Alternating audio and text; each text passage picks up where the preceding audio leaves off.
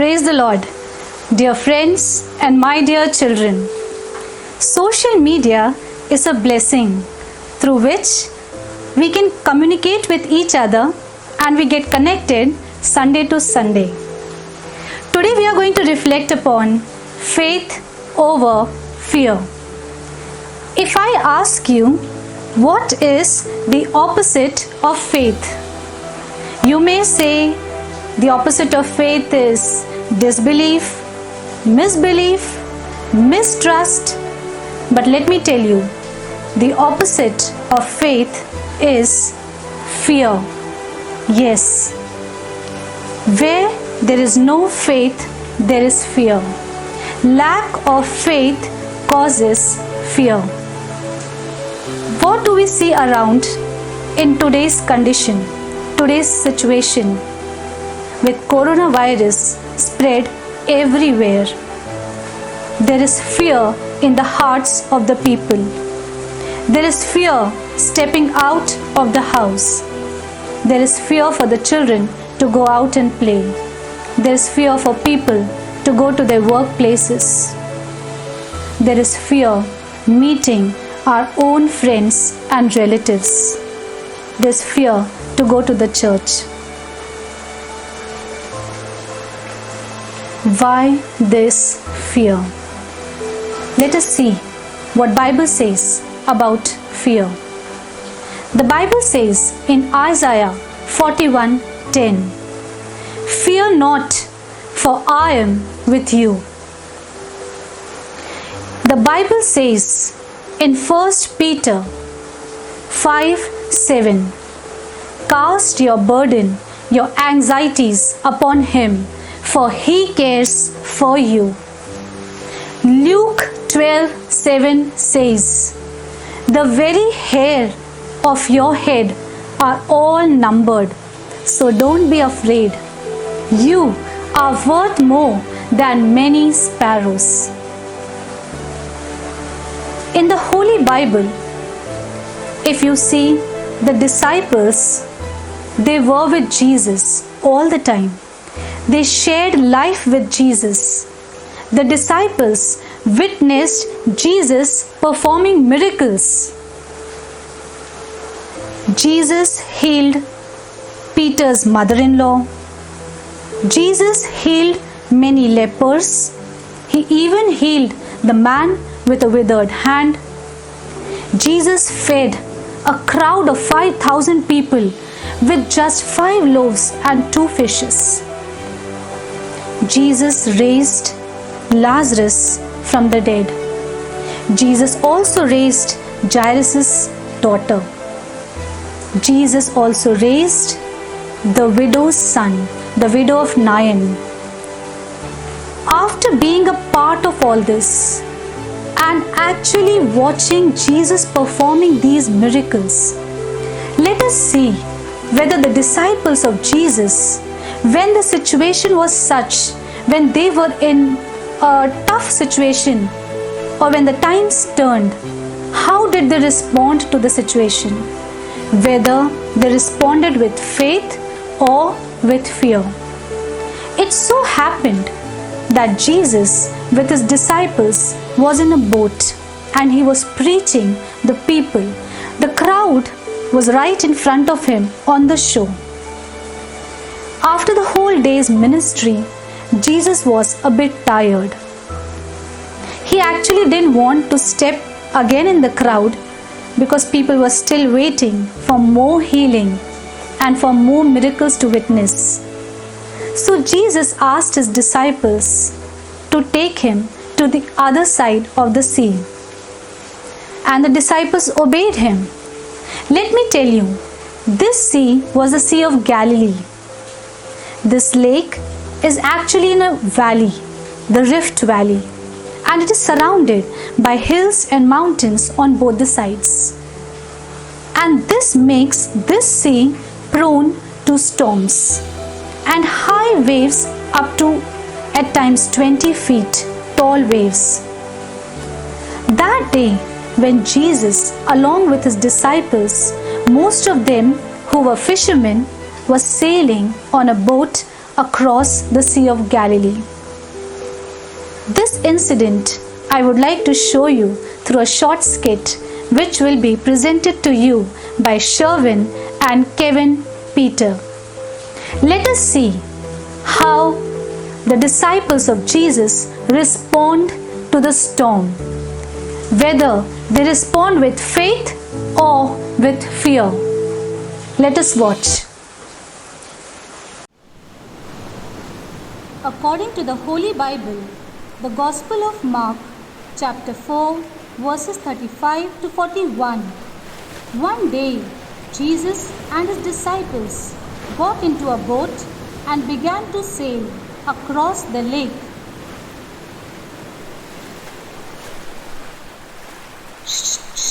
Hey, Peter. Hey, Peter. What, Matthew? Why are you whispering? Because Jesus fell asleep and I don't want to wake him up. Oh, Jesus is sleeping. Yes, Peter. Does it seem to you that the wind is picking up a bit?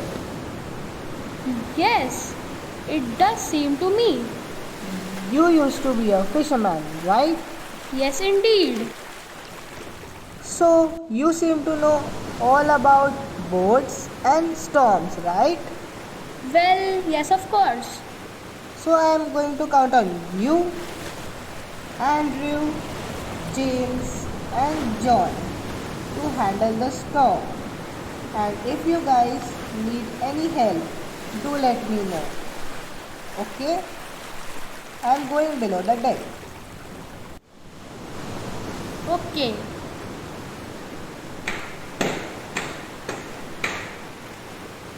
Well, that means tax collectors do not know much about winds and storms.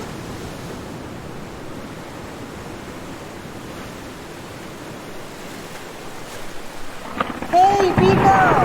That doesn't look like just a rain shower. No, John!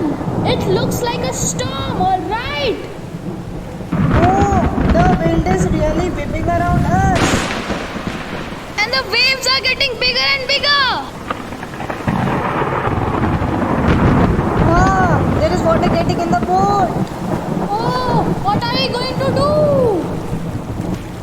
I don't know. I was hoping you got a plan. Oh, I have nothing.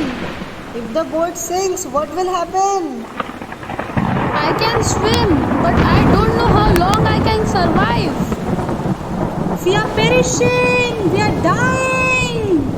Hey, we need to call John and James. John, James! come soon. Hey, where's Jesus? Maybe he will know what to do. He is over there, still sleeping. Still sleeping?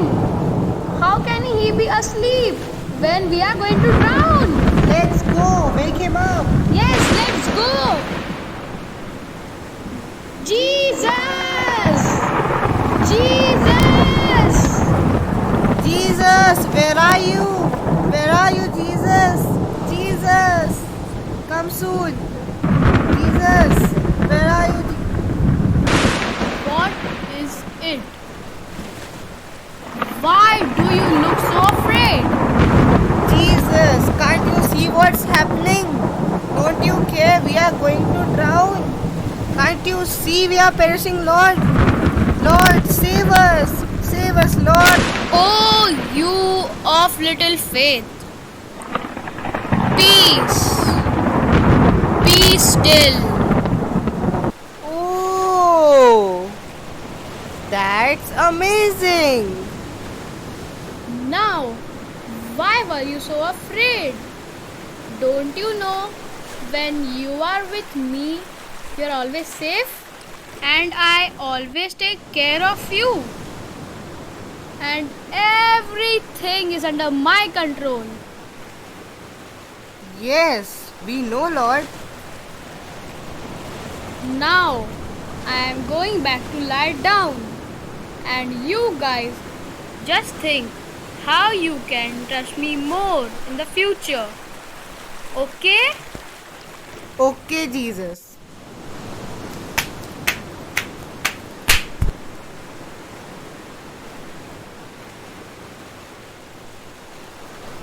Hey John, even the winds and the waves obey him. Yes, Peter.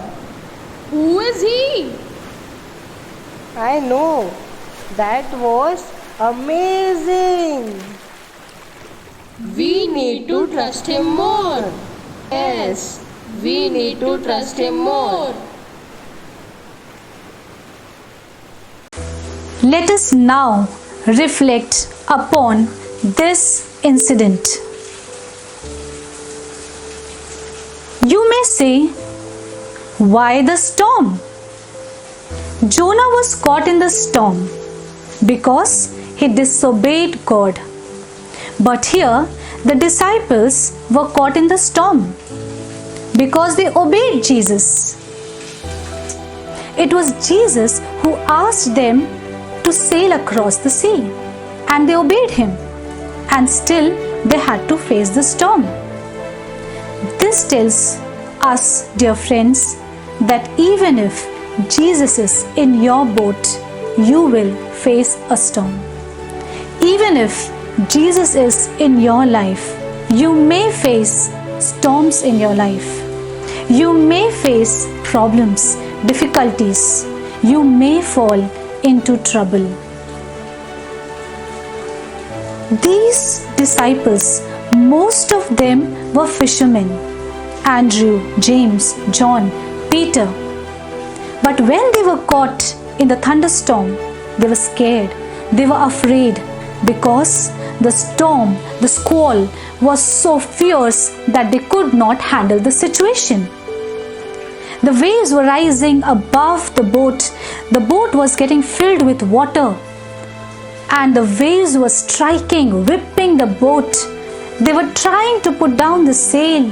They were trying to go through the storm. They were trying to row the boat, and they were also trying to bail out the water. But still, they could not handle the situation. Being fishermen, they couldn't handle the situation. And same is the condition today. Today, with this coronavirus, everywhere it is spread so badly. There are so many doctors, there are so many researchers, clinicians, and scientists, and they are not able to get a treatment or to discover a vaccine for the coronavirus. The fishermen also were very skilled. The doctors and the scientists are also very learned, but they are not able to get a remedy for this coronavirus. They are not able to face this situation. How did the disciples respond to this? They were scared. They were afraid. They started shouting and screaming. Suddenly, they realized that Jesus is there in the boat. And Jesus is sleeping. Let us go wake him up. How did they call Jesus? And what were they expecting Jesus to do? They started shouting and screaming, Jesus, don't you care we are drowning? Can't you see what's happening, Jesus? How can you sleep when we all are going to drown? How hurting it must be for Jesus to hear this. How are we reacting in this corona situation? Jesus, are you not on Twitter? Jesus, can't you see the news? What's going around? Jesus, don't you know in which situation we are living? We cannot step out of the house. Our children, they have to be at home. Lord, can't you see? Lord, can't you understand what's going on? Can't you help us, Lord? This is how the disciples reacted that day. And it was very painful for Jesus to hear that. When Jesus got up, he asked them, why are you so scared? He's asking us today, why are we so scared? Why do you fear? Jesus actually wanted to tell the disciples, don't you have faith? Don't you trust me? Don't you trust my Father after you being with me for so many years, so many days? And still you lack faith? You are scared, you are afraid, and you think I'm going to leave you? And the same thing Jesus wants to tell us today. You go to church every Sunday. Don't you read the Bible? Don't you pray every day? Why are you scared? Why do you fear? Where is your faith? Don't you believe in me? Don't you trust in me? What did Jesus do? He only uttered 2-3 words. Calm. Be still. Quiet. And the winds and the waves obeyed him. Peter, Andrew, James, John, Matthew, they were scared when there was storm, but they were more afraid when they saw Jesus, the miracle that he did. Jesus, when he said, "Be still," and the winds and the waves obeyed him. And what did they say? Who is this? Who is this man that the winds and the waves obey him? Today, we have to ponder over this question. Who is this man? He is the Son of God. Yes, my dear friends, he is the Son of God. The Holy Trinity, God the Father and the Holy Spirit. And we still fear. We still doubt. We are still scared. We are afraid. Why? When we pray, when we know Jesus is in our boat, when we talk to him daily, then why to fear? Why there is fear in our hearts? Why are we scared of the coronavirus? Coronavirus cannot reduce even one day from the length of the life that is marked in the book of life for you, my dear friends. Then why do we fear? The very hair of your head are all numbered. We are worth more than many sparrows. Why are we scared? Today we need to ponder upon the question that the disciples were asking each other. Who is this man? Who is this man that the winds and the waves obey him? When the winds and the waves obey him, will not the coronavirus obey him? Will not the coronavirus go away when he commands the virus? Yes, it will. But this time is storm for us. This time is difficult for us. But Jesus wants to see how do we respond in this situation. In the corona situation, how do we respond? Whether we respond with fear or with faith.